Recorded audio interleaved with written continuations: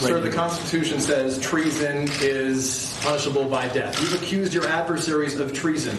Who specifically are you accusing of treason? Well, I think a number of people, and I think what you look is that they have unsuccessfully tried to take down the wrong person. If you look at Comey, if you look at McCabe, if you look at probably people higher than that, if you look at Strzok, if you look at his lover, Lisa Page, his wonderful lover, the two lovers, they talked openly.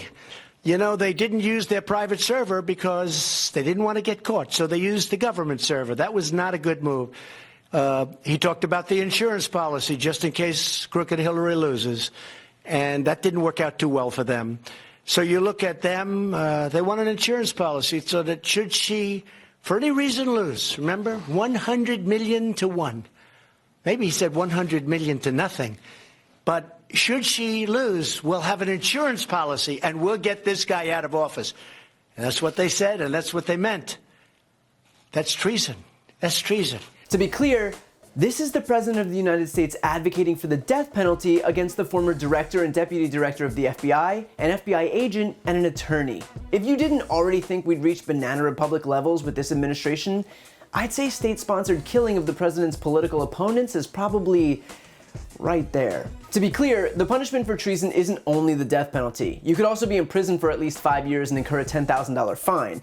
But in this situation, the question was prefaced with the fact that the punishment for treason is death, and that's the terms under which Trump gave his unflinching response. Literally, without skipping a beat, started listing off the names of his political opponents. And, of course, silence from the right. The question came amid Trump's latest misinformation campaign, in which he's attempting to co-opt the damning results of the Mueller investigation and spin it as if he's been exonerated. Of course, not only does the report itself say that it explicitly does not exonerate him, but presents a laundry list of examples of wrongdoing. On the question of his campaign's cooperation with Russia, while Mueller concluded that the administration's actions didn't rise to the level of criminal conspiracy, it showed that members of the campaign did in fact cooperate with and accept help from people with ties to Russia, including Kushner, Don Jr., and Manafort at the Trump Tower meeting, Mike Flynn discussing Russian sanctions with Russian Ambassador Kislyak, Paul Manafort sharing polling data with Konstantin Kilimnik, who has ties to the Kremlin, and of course, Trump himself asking Russia to hack Hillary Clinton's emails, and then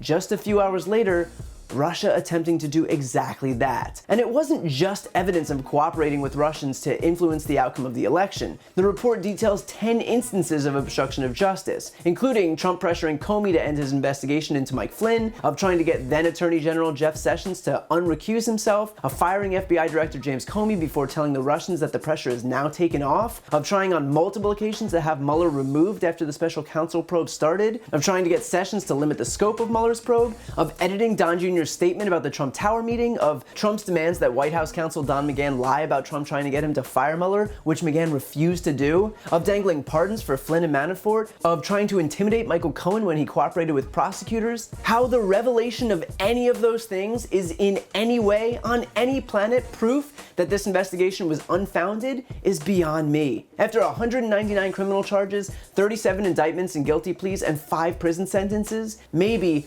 just maybe, this investigation was warranted, and the guy who has half his campaign team in jail isn't such a good guy after all. It's bad enough for Trump to suggest that Mueller's investigation was a win for him, but for him to go 10 steps further and advocate for the death penalty against those who were involved in it isn't just dangerous, it's, at the very least, grounds for impeachment.